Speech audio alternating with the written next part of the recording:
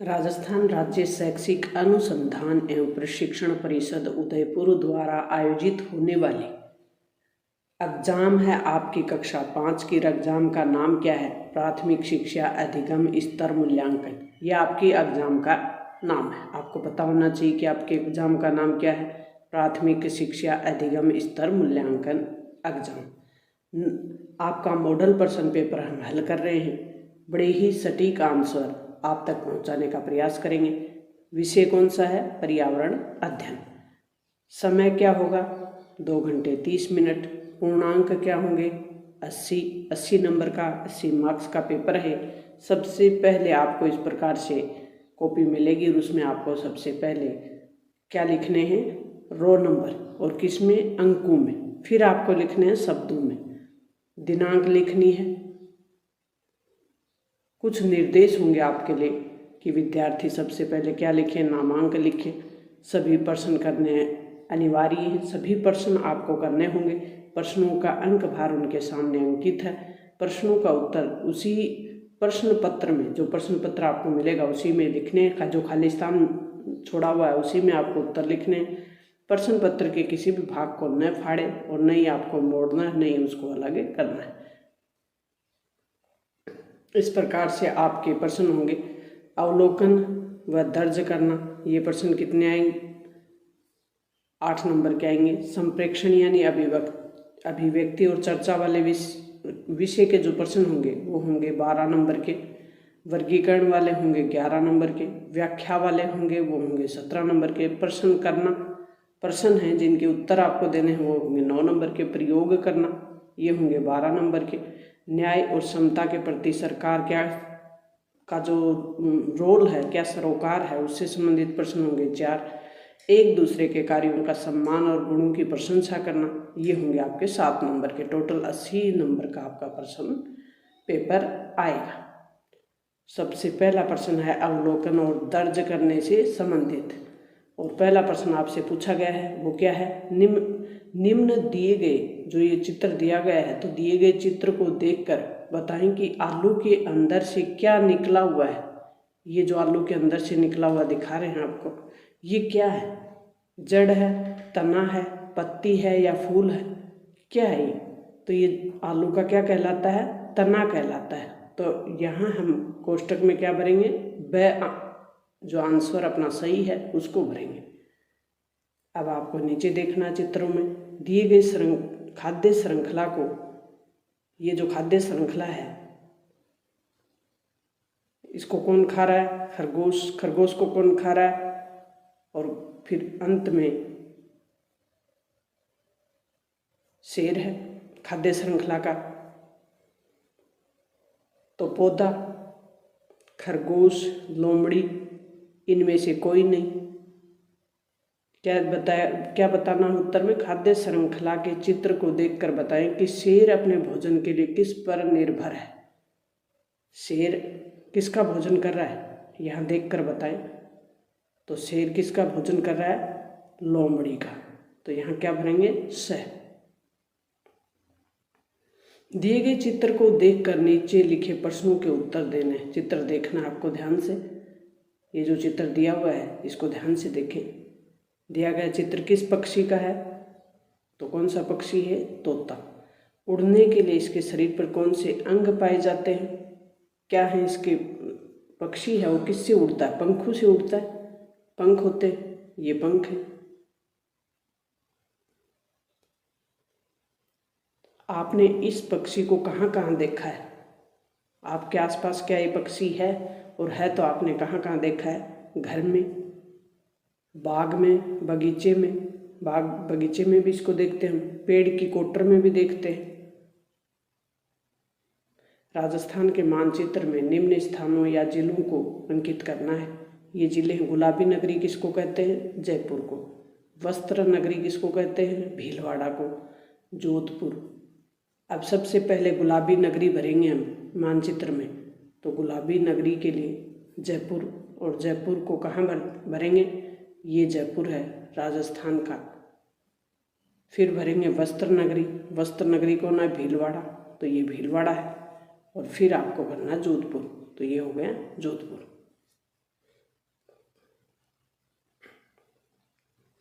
हमारे जीवन में योग का क्या महत्व है, योग से कौन सा फायदा होता है? तो हमारे जीवन में योग का बड़ा महत्व है और ये हमारे शरीर और दिमाग दोनों को पोषण प्रदान करता है। इसके द्वारा शारीरिक बीमारियों को कम किया जा सकता है, व्यक्ति स्वस्थ रह सकता है, मांसपेशियां स्वस्थ रहेंगी, मजबूत रहेंगी, पाचन शक्ति मजबूत रहती है। तो ये फायदे हैं किसके? योग के। भोजन को चबाना क्यों आवश्यक है?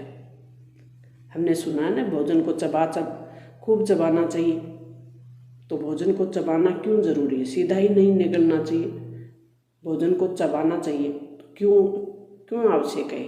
तो भोजन को धीरे धीरे अच्छी तरह चबाकर खाने से लार बनती है, जो भोजन में मौजूद रसायन है स्टार्च को ग्लूकोज में तोड़ती है। इसी ग्लूकोज से भोजन मीठा लगने लगता है और भोजन का पाचन शुरू हो जाता है। नेक्स्ट प्रश्न है वो क्या है? जल का हमारे जीवन में क्या महत्व है? जल है तो कल है, जल ही जीवन है, ये स्लोगन हम सुनते आ रहे हैं। तो इसका मतलब क्या है कि जल हमारे लिए क्यों जरूरी है, क्या महत्व है इसका? तो घरों में वर्षा जल को संग्रहित करने का चित्र भी बनाना है। टोटल 6 नंबर का प्रश्न है। जल हमारे जीवन के लिए बहुत ही महत्वपूर्ण है। जल का उपयोग विद्युत उत्पादन में, बिजली बनाने में करते हैं, सिंचाई में करते हैं, पेयजल के रूप में करते हैं। जल हमें स्वच्छता, संपन्नता और संस्कृति की ओर ले जाता है, समृद्धि की ओर ले जाता है। जल के द्वारा ही जीवन में संपूर्ण कार्य संपन्न हो सकते हैं। जल नहीं हो तो बहुत से कार्य हमारे नहीं होंगे। इसके बिना जीवन की कल्पना नहीं की जा सकती। अब हम करेंगे वर्षा जल संग्रह की एक विधि है, उसका चित्र। और चित्र बनाने के लिए ये बना दिए हमने बादल, और बादलों से क्या हो रही है? वर्षा हो रही है। और इस वर्षा जल को हम कहाँ इकट्ठा कर रहे हैं? इस छत पे कर रहे हैं। और इस छत से हमने जोड़ दिया एक पाइप, कहाँ पे? टांके में। और ये जो जल है ये इकट्ठा होके कहाँ आ रहा है? इस टांके को इस जल से भर देंगे। इसे कहते हैं जल संरक्षण की विधि, वर्षा जल संरक्षण की विधि। नेक्स्ट प्रश्न करते हैं, निम्न में से जड़ से बनने वाला पौधा, अगर किसी पेड़ की पौधे की जड़ को लगा दिया जाए तो उससे पौधा बनता है, ये कौन सा होता है? आलू? नहीं। पत्थर चट्टा? ये भी नहीं। गुलाब? ये भी नहीं। तो पुदीने की जड़ लगा देते हैं तो उससे पौधा बन जाता है। तो द ऑप्शन यहाँ भर देंगे। अचार को खराब होने से बचाने के लिए क्या मिलाया जाता है? उसमें क्या मिलाया जाता है? तेल और नमक, मीठा सोडा, या पानी, या लाल मिर्च। तो आपने देखा होगा जब अचार डालते हैं तो उसमें क्या मिलाया जाता है? तेल और नमक। तो यहाँ हम क्या भरेंगे? A option. 10 का प्रश्न करते हैं, अपने आसपास पेट्रोल और डीजल से चलने वाले वाहनों की अलग अलग सूची बनानी है। पेट्रोल से चलने वाले वाहनों की सूची बनानी है, फिर डीजल से चलने वाले वाहनों की सूची बनानी है। प्यारे विद्यार्थियों, सभी विषयों की प्ले लिस्ट बनाकर डाली हुई है और सभी विषयों जो विषय हैं उसके पेपर आपके डाउनलोड किए हुए हैं, अपलोड किए हुए हैं। तो आप डिस्क्रिप्शन बॉक्स में जाएं, वहाँ से प्ले लिस्ट का लिंक मिलेगा वीडियो के डिस्क्रिप्शन बॉक्स में, और वहाँ से डाउनलोड करें और आराम से पूरी बुक पढ़ सकते हैं। तो अपने आसपास पेट्रोल और डीजल से चलने वाले वाहनों की बनाएंगे। पेट्रोल से चलने वाले वाहन जैसे कार है, मोटरसाइकिल है, स्कूटर है। और डीजल से चलने वाले कौन से वाहन होते हैं? बस है, ट्रक है और ट्रैक्टर है। ये हो गए। निम्नलिखित में से उनके रंग के आधार पर छांटकर उचित समूह बनाना है।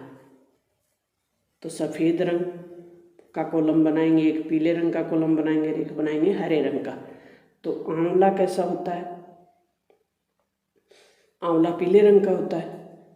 नीम की पत्ती कैसी होती है? हरे रंग की होती है, तो ये नीम की पत्ती हरे में लिख दी। मावे की बर्फी कैसी होती है? सफ़ेद होती है, तो ये मावे की बर्फी लिख दी। जलेबी कैसी होती है? पीली होती है, जलेबी लिख दी। बूंदी के लड्डू कैसे होते हैं, ये भी पीले होते हैं, बूंदी के लड्डू लिख दिए। दही कैसा होता है, सफ़ेद होता है, तो दही को यहाँ लिख दिया। अंगूर कैसे होते हैं, तो अंगूर होते हैं हरे, अंगूर को यहाँ लिख दिया। नींबू कैसा होता है, पीला होता है, तो यहाँ नींबू लिख दिया। करेला कैसा होता है, करेला हरा होता है। नमक सफ़ेद होता है, ये नमक लिख दिया। शक्कर कैसी होती है, तो शक्कर सफ़ेद होती है। इस प्रकार से हमने सफ़ेद रंग, पीला रंग और हरे रंग की टेबल बनाई और इसमें अलग अलग लिख दिया। राजस्थान के किन्हीं 3 किलों के नाम लिखने। राजस्थान किलों का स्टेट है, यानी राजस्थान में बहुत से किले हैं और राजा महाराजाओं ने अपने समय में सुरक्षा के लिए बहुत से किले बनाए। उनमें से 3 किलों के नाम लिखने। आपके आसपास ही होंगे तो आपको याद भी होंगे। चित्तौड़गढ़ का किला, बाड़मेर का किला, अनूपगढ़ का किला। भूस्खलन से आप क्या समझते हैं और अपने शब्दों में लिखिए। भूस्खलन, भूमि का अपनी जगह से खिसक जाना। भूमि का, भू का मतलब भूमि, स्खलन मतलब खिसक जाना। भूमि का टुकड़ों के रूप में अपनी जगह से खिसक जाना क्या कहलाता है, भूस्खलन। तो पर्वतीय भूभागों में वर्षा के कारण पहाड़ या चट्टानों का टूटकर नीचे गिरना भूस्खलन कहलाता है। भवन निर्माण के लिए कौन सी सामग्री आपके आसपास मिलती है, कौन कौन सी सामग्री दूसरी जगह से मंगवानी पड़ती है, यानी भवन निर्माण के लिए कौन कौन सी कच्ची सामग्री होती है, उसको अपने नज़दीक कौन सी मिल सकती है, दूर से कौन सी लानी पड़ती है, वो बतानी है। तो आसपास मिल जाती है हमें, पानी मिल जाता है, मिट्टी मिल जाता है, गारा मिल जाता है, रस्सी आदि मिल जाती है। दूर से मंगवाने के लिए हमें पत्थर, ईंट, चूना, टाइल, सीमेंट, लोहा आदि दूर से मंगवाने पड़ते हैं। नदी के पानी तथा गड्ढे के पानी में क्या अंतर है। नदी का पानी बहता होता है और गड्ढे का पानी है वो रुका हुआ होता है। तो अब इसमें अंतर करेंगे हम। नदी का पानी बहता रहता है इसलिए वह सड़ता भी नहीं है, उसमें दुर्गंध पैदा नहीं हो सकती बहते हुए पानी में, तथा उससे दुर्गंध भी नहीं आती बिल्कुल। नदी के पानी में कीड़े भी नहीं पड़ते क्योंकि वो हमेशा पानी वो चलता रहता है, बदलता रहता है। अच्छा पानी पीछे से आता रहता है, बुरा जो पानी में कीड़े वगैरह हैं तो वो आगे चले जाते हैं, निकलते रहते हैं। जबकि गड्ढे में भरे हुए पानी में एक ही स्थान पर ठहरने से वह सड़ने भी लगता है, दुर्गंध भी आने लगती है और उसमें कीड़े मकोड़े भी पड़ जाते हैं। नेक्स्ट प्रश्न है, बावड़ियों का पानी गंदा नहीं होता। बावड़ी बनाते थे पहले राजा महाराजा, आपने देखा होगा बावड़ी। राजस्थान में तो बहुत सी बावड़ियाँ बनी हुई हैं, इसके लिए क्या करना चाहिए। तो बावड़ियों का पानी गंदा नहीं हो इसके लिए क्या करना चाहिए। तो बावड़ियों का पानी गंदा नहीं हो इसके लिए हमें समय समय पर उनकी साफ़ सफाई करते रहना चाहिए। बावड़ियों में गंदगी नहीं करनी चाहिए। समय समय पर लाल दवा होती है जो कि उनको कीटाणु जीवाणु को मारने के लिए, तो उनको डालते रहना चाहिए। नेक्स्ट प्रश्न है कि किसान से खेती के बारे में जानकारी प्राप्त करनी हो तो आप क्या करेंगे। उनसे कौन कौन से प्रश्न पूछेंगे, 3 प्रश्न बनाने। तो सबसे पहले हम किसान से क्या पूछेंगे कि आपने अब कौन सी फसल बो रखी है। तो किसान हमें बताएगा रबी की फसल है, गेहूं की फसल है, सरसों की फसल है। अगर खरीफ की बो रखी होगी तो वो कहेगा बाजरे की फसल है, मक्का की है, चावल की है, जो भी है। गेहूं, फिर गेहूं की फसल कब बोई जाती है। तो गेहूं की फसल है वो कब बोई जाती है, आपको ध्यान हो, सर्दियों में गेहूं की फसल बोई जाती है। तो अक्टूबर नवंबर में गेहूं की फसल बोई जाती है। आप खेती किस से करते हैं, मतलब खेती करने के लिए औजार कौन कौन से हैं। तो खेती किससे करते हैं, तीसरा प्रश्न हो गया। नीचे दिए गए चित्र को देखकर कारीगर से भवन निर्माण के बारे में जानकारी प्राप्त करने के लिए कौन कौन से प्रश्न पूछेंगे। एक कारीगर है वो भवन निर्माण बना रहा है, मकान बना रहा है, वो बिल्डिंग बनाता है, तो उससे पूछेंगे हम कौन कौन से प्रश्न पूछेंगे। तो जैसे किसान से पूछे ऐसे यहाँ भी पूछेंगे। तो आपने गारे में सीमेंट और रेत का अनुपात क्या रखा है, कितने गारा और सीमेंट का क्या अनुपात होता है। गारा रेत जो बनाते हैं ना घोल, उसमें सीमेंट और रेत का क्या अनुपात होता है वो पूछेंगे। दूसरा प्रश्न पूछेंगे कि आप दीवार की लंबाई चौड़ाई तथा ऊंचाई किससे नापते हैं, कौन सा औजार होता है नापने का। जो सटीक लंबाई और चौड़ाई नाप सके। भवन निर्माण के लिए क्या सामग्री उपयोग में लाई जाती है? तीसरा प्रश्न। चौथा प्रश्न क्या पूछेंगे? भूकंप रोधी भवन बनाने के लिए कौन सी विधि आप अपनाते हैं? प्रक्रिया या विधि। तीसरा नेक्स्ट जो प्रश्न होगा वो प्रयोग वाला होगा और ये इसका अंक भार आपका 12 नंबर का होगा। प्रयोग कैसे करेंगे? बर्फीले पहाड़ों पर फिसलने से बचाव के लिए पर्वतारोही किसका प्रयोग करते हैं? बर्फीले पहाड़ों पे घूमने जाते हैं या पर्वतारोही होते हैं वो फिसलते नहीं हैं तो उसके लिए क्या करते हैं? काला चश्मा पहनते हैं, नुकीले कील वाले जूते पहनते हैं, दस्ताने पहनते हैं। इनमें से कोई नहीं करते तो नुकीले जूते पहनते हैं ताकि वो फिसले नहीं। सही।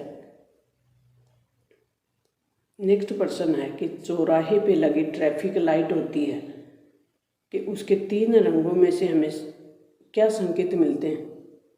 3 रंगों से कौन कौन से संकेत मिलते हैं? एक तो हरे रंग की होती है, लाल रंग की होती है, एक पीले रंग की होती है। 3 लाइटें होती हैं। तो लाल रंग से क्या संकेत मिलता है कि अब हमें रुकना है, रुकने के लिए संकेत करता है लाल रंग। पीला रंग क्या कहता है? सावधान होने का संकेत करता है। हरा रंग क्या कहता है? चलने का संकेत करता है कि आप अब जो सड़क है वो सुरक्षित है, आप चल सकते हैं। नेक्स्ट 19 का प्रश्न होगा वायु प्रदूषण के प्रति जागरूकता के लिए कोई 2 स्लोगन लिखने। तो स्वच्छ हवा अगर पानी है तो सबको पेड़ लगाना है, ये हो गए एक। तो दूसरा हो गया हम भारतीयों का एक ही सपना, वायु प्रदूषण मुक्त हो भारत अपना। तो हम ये स्लोगन हम बना सकते हैं, एक बना सकते हैं हम।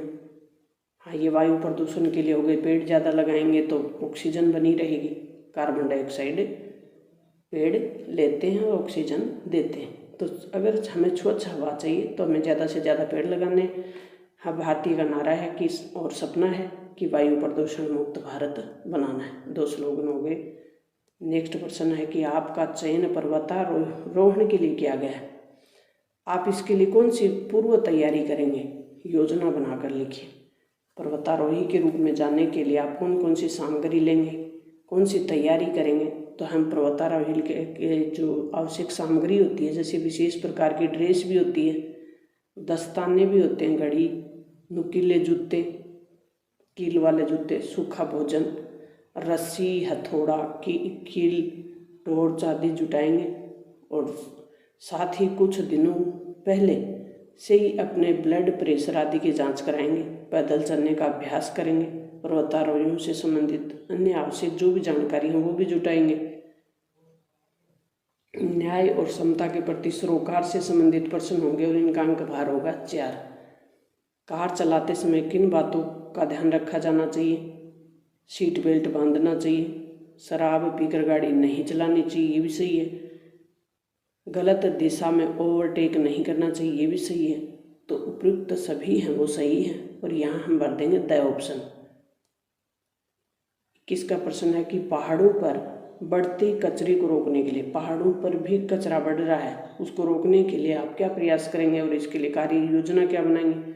तो पहाड़ों पर बढ़ते कचरे को रोकने के लिए हम प्रयास करेंगे, वो कौन से होंगे? पहला तो होगा प्लास्टिक के उपयोग पे बैन लगाएंगे, यानी प्लास्टिक के उपयोग से बचेंगे, गंदगी नहीं फैलाएंगे, कम से कम सामान लेकर जाएंगे। हम अगर पर्वतारोही के रूप में जा रहे हैं तो वहाँ कम से कम पहाड़ों पे सामान लेके जाएंगे।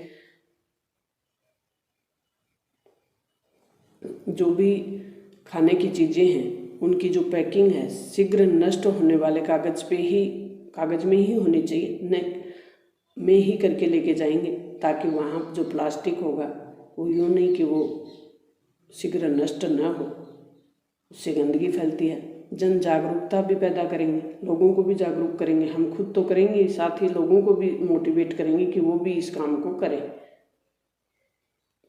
आप किन किन लक्षणों के आधार पर पहचानेंगे कि आपके मित्र को पीलिया रोग है? किन लक्षणों से पता चलेगा कि पीलिया रोग है? तो मूत्र का रंग पीला होना, बिल्कुल सही। आँखों का रंग पीला होना, ये भी सही है। नाखून का रंग पीला होना, ये भी सही है। तो उपयुक्त सभी। अगर लक्षण मित्र में है तो उसको कौन सा रोग है? पीलिया रोग है। यहाँ भर देंगे द ऑप्शन। फूंक से हम क्या क्या कार्य कर सकते हैं?